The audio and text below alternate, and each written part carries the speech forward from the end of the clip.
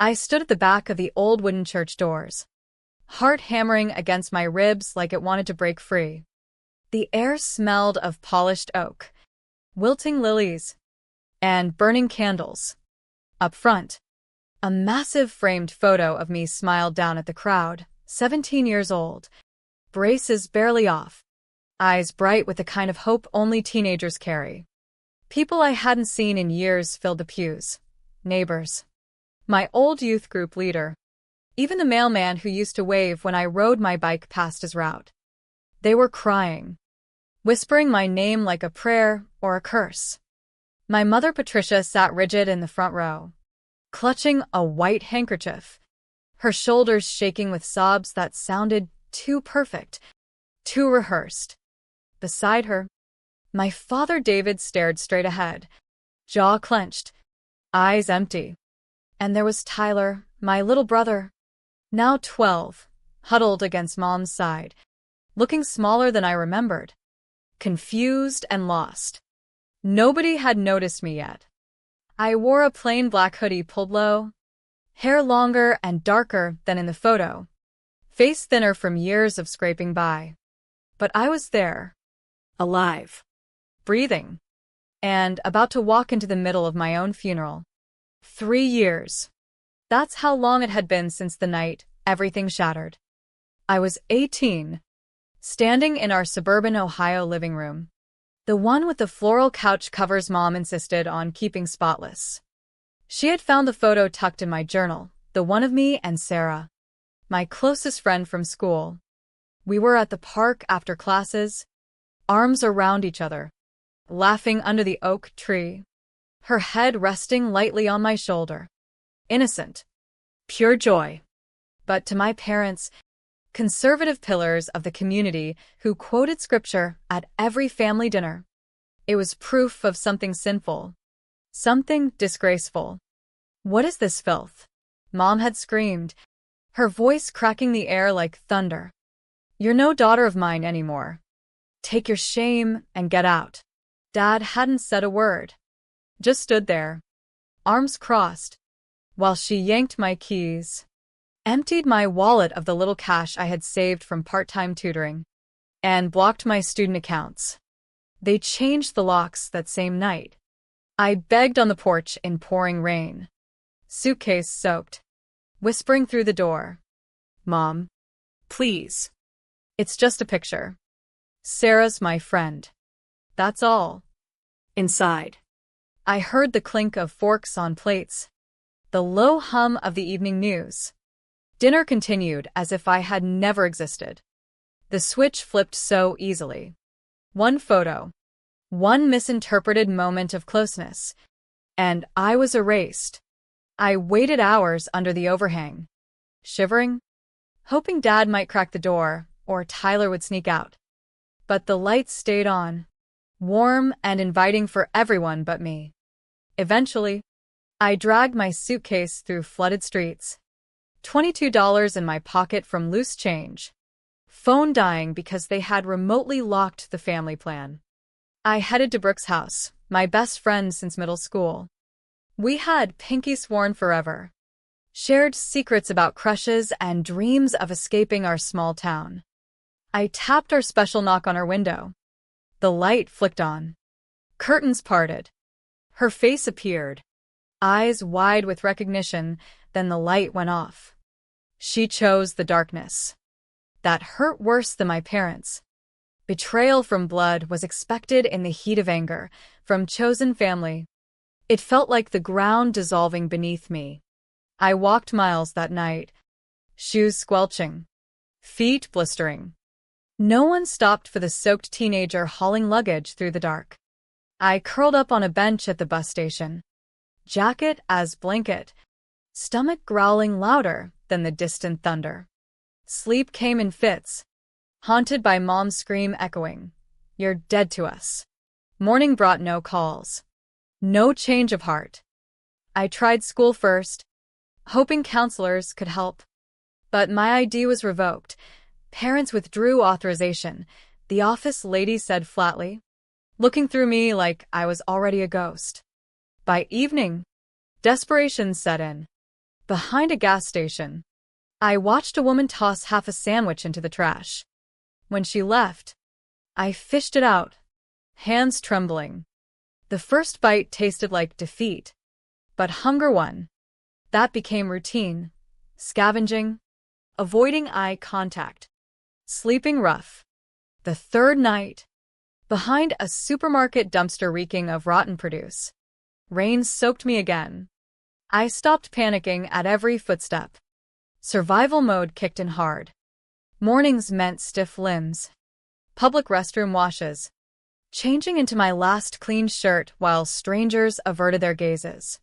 Job hunts failed fast. Need an address? Phone? ID? Cashiers and managers shook their heads.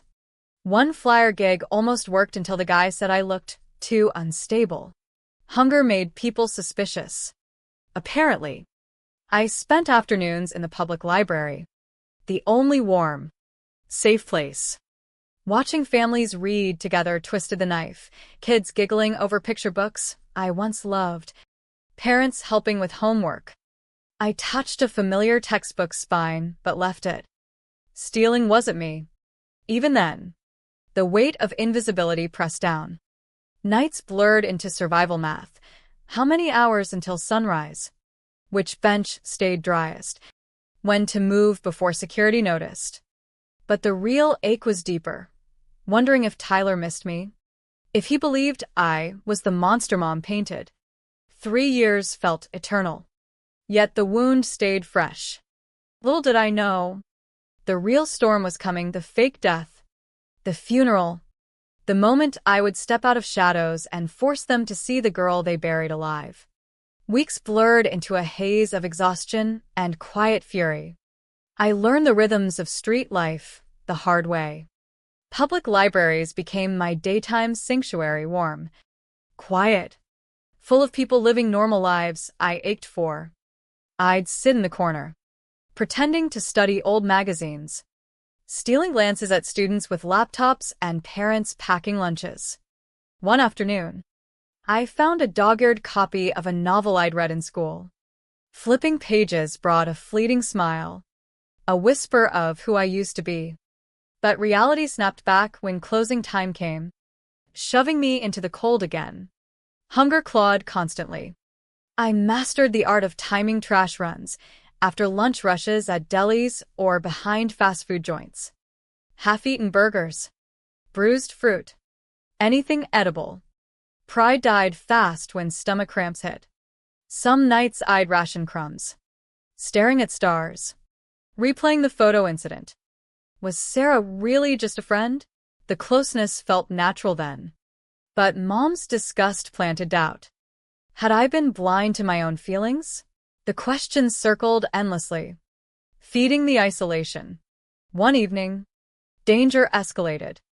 Walking a dimly lit side street near the old rail yard, I sensed someone trailing. Footsteps matched mine, speeding up when I did. Heart pounding, I cut across to a busier road, but he persisted. Panic surged. I ducked behind a chain-link fence, breath shallow. Footsteps halted, then accelerated. I bolted, legs burning, but a rough hand clamped my arm. A scream tore from my throat. It wasn't my pursuer. A tall man in a gray wool coat stepped between us, voice low and steady. Back off. Now. The stranger melted into shadows without protest. My rescuer studied me, mid-50s, sharp eyes without judgment, weathered face suggesting hard lessons. You okay? He asked simply. I nodded, shaking too hard to speak. He pressed a plain business card into my palm. Mr. Harlan. Call when ready. No address. Just a number. Then he vanished up the block. I clutched that card like a lifeline for days. Hidden in my shoe. It represented possibility amid despair. Finally, at a payphone outside a laundromat, fingers numb, I dialed. One ring.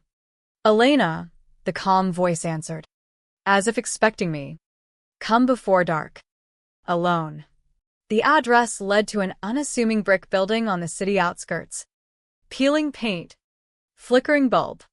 Hesitant. I knocked. A stern-faced woman in her 50s opened up, soft eyes betraying kindness. She handed me a clean towel. Room 4. Showers left. Dinner at 7. That first shower, hot water cascading, washing away grime and tears, felt miraculous. Real bed. Pillows. For walls. I cried quietly into the blanket, relief mixing with lingering grief. The place wasn't a typical shelter. Quiet. Orderly. Everyone contributed. Rules were clear. 2 meals. Lights out by 10. No theft. Honesty mandatory. Residents were runaways. Discards like me, forgotten by families. Rebuilding quietly. Mr. Harlan appeared sporadically, but his presence loomed through the structure.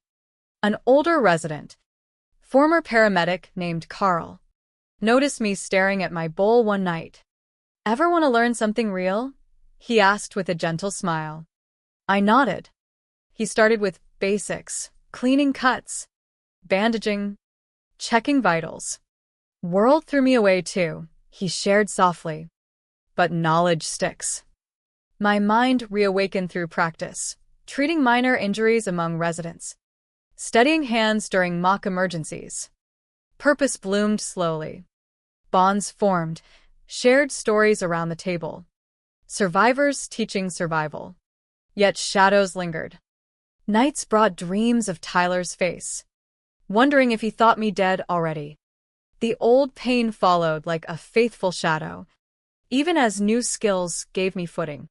Little did I know, outside these walls, my family was preparing to bury a stranger and claim her as me. Months turned into years at Mr. Harlan's hidden haven. The building, disguised as an old warehouse, housed maybe 20 people cycling through. We cooked communal meals, fixed leaks, tutored each other in practical skills.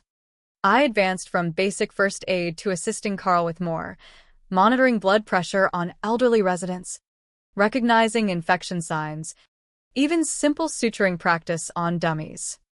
My hands grew steady, confidence returning in fragments. Residents became chosen family, tighter than blood in some ways, because choice meant staying when rules were tested. One woman, Maria, shared her story of fleeing abuse. A young man, Jake, taught coding basics after losing his scholarship to family pressure. We contributed without complaint. I helped in the small infirmary room, bandaging a sprained ankle here, calming panic attacks there. For the first time since the porch night, I felt useful, seen. Evenings brought quiet reflection, but questions about home persisted. Did Mom regret it? Would Dad ever speak up? Tyler, had he grown tall? Forgotten me? Occasionally we watched shared news on an old TV to stay grounded. That's when the world tilted again. Breaking report. Unidentified teen girl pulled from the Ohio River. Matching my age. Build. Hair color. No wallet. But an old school ID tucked in her bag, mine. From before everything. The anchor's voice droned. Authorities have confirmed links to missing Elena Harper. Last seen 3 years ago after family disputes. The footage cut to my mother on camera. Tears streaming theatrically. Flowers piled at a memorial. My baby, if only we could hold her one last time. We're devastated. My breath caught. Devastated? The woman who screamed disgrace and locked the door? Cameras loved her performance. Sympathetic neighbors. Pastor praising family resilience. Public mourning painted them as victims of tragedy. Why claim a random body? Insurance payout? Closure to erase guilt? Or genuine regret twisted into spectacle? I switched off the TV, staring at blank screen, pulse racing. Mr. Harlan appeared that night, newspaper in hand open to the funeral announcement. "Thoughts?" he asked evenly. "They think I'm dead. I whispered. He nodded. Choice is yours. Truth. Forgiveness. Or walk away. He slid an envelope across. Plane ticket. Church details on back. Funeral in 2 days. Then he left, letting the weight settle. I barely slept, ticket burning in my pocket. Part of me raged, revenge for rain-soaked nights. Dumpster meals. Brooks turned back. Another whispered forgiveness for Tyler's sake. But deepest was the need for truth, to stand visible again. Force acknowledgement of the photo's innocence. The control they exerted by hiding my college acceptance letters, I later learned they intercepted them, wanting me, homebound and proper. The girl they mourned wasn't me anymore. The one returning carried steel forged in survival. Mourning brought resolve. I packed lightly, said subdued goodbyes. Maria hugged me. Whatever happens, you're not erased here. The bus ride to the church town felt endless. Mind replaying memories. Arrival under gray skies, no birds. Heavy silence matching my mood. I approached the same steps where I once sang in choir. Piano notes faint in memory. Inside. Hymns played softly, pulling at heartstrings before words registered. I slipped in, hoodie low. The hush would come soon. This wasn't about punishment exactly, but reclaiming narrative. They had buried me metaphorically years ago. Now I'd rise in flesh to challenge the lie. The church interior hummed with restrained grief. Soft organ music swelled, voices murmuring prayers. I moved down the side aisle unnoticed at first. Pulse steady despite inner storm. Up front, my portrait. Candles flickering. Floral arrangements Mom always favored for appearances. Patricia wept openly now. Handkerchief pressed to face. David sat stone-faced. Tyler fidgeted, glancing around as if hoping for miracles. Neighbors offered tissues. The pastor prepared remarks. I reached the center aisle. A gasp rippled, first from an elderly woman who recognized my gait. Then another. Whispers swelled. Is that? Phones lowered. Patricia lifted her head. Froze-me de sob. The rose in her hand dropped. Color drained from her face. David's eyes widened fractionally, the most reaction I'd seen in years. Tyler stood halfway, mouth agape. I kept walking to the altar, stepping past the portrait, facing the crowd. Voice emerged calm, measured. Why cry for someone you already buried years ago? Silence crashed heavier than any scream. Faces registered shock, confusion, Fear. Someone dropped a program. The pastor half rose, unsure. Patricia stammered. Elena? We thought the river. I cut in gently but firmly. You thought what was convenient. Easier than facing what you did. I let the pause stretch. Guilt thickening air. Turning to my mother. 3 years ago. You found a photo. Me and Sarah, friends. Laughing at the park. Nothing more. But your fear twisted it into sin. Disgrace. You erased me. Hid my college letters because independence threatened your control. Threw me into rain with nothing. Changed locks. Froze accounts. I survived dumpsters. Rejection. Nights wondering if family meant anything. Gasps multiplied. A few stood to leave. Dad looked at floor. Hands fisted. Why didn't you stop her? Dad? One word that night. No reply. Cowards rarely do. I met Tyler's eyes, wide. Hopeful. Not terrified. I didn't come for revenge. I came because I deserve truth. And an apology that means something. Maria's words echoed. You're not erased. Patricia whispered finally. I'm sorry we were scared. Wrong. Tears genuine now? Maybe. But 3 years of shivering. Scavenging? Identity theft by a stranger's body. It wasn't enough. Not yet. The photo was innocent friendship. Their reaction revealed deeper intolerance. Control masked as faith. I glanced at the portrait one last time, the naive girl gone. You mourned a lie. I'm alive because I had to be. The shelter taught me healing, wounds physical and otherwise. Subtle nods from understanding faces in crowd perhaps hinted shared stories. Walking back down the aisle.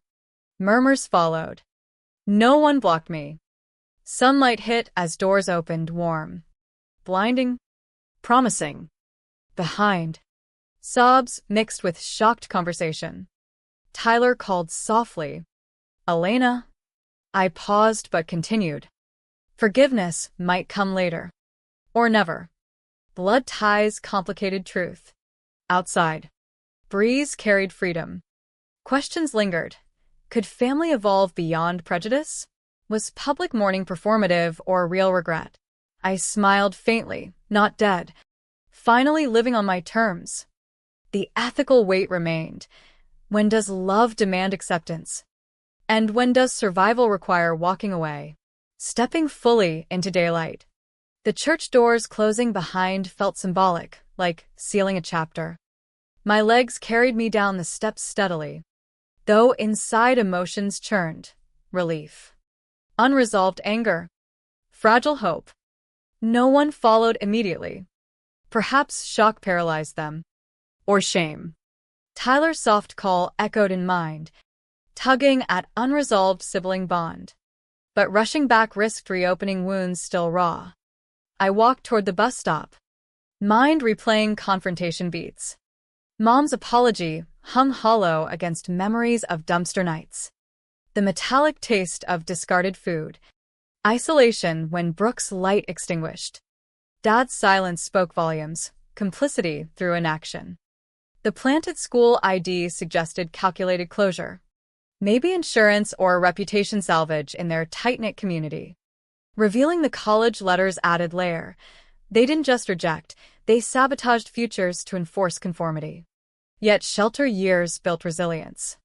Carl's lessons extended beyond medicine, how to heal self through helping others. Recognize when boundaries protect. Maria's hugs. Jake's late-night coding tips, they modeled chosen family strength. Mr. Harlan's quiet guidance reminded, truth liberates. Even if painful. Reaching the stop. I sat on the bench, dry this time. No rain. A woman nearby smiled politely.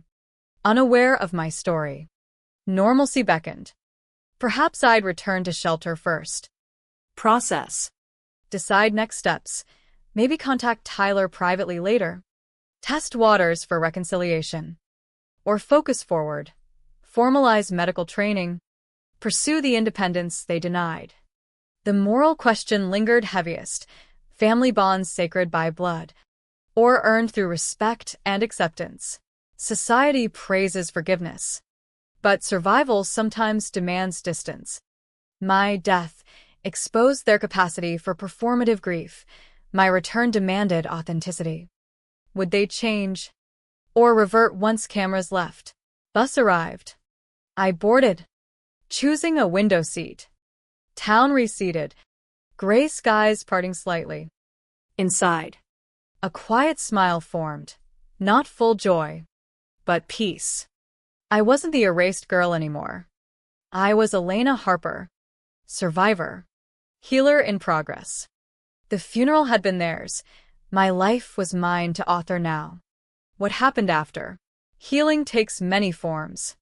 Some bridges rebuild slowly. Others stay burned for protection.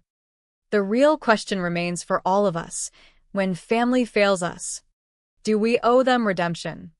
Or ourselves the freedom to redefine family entirely?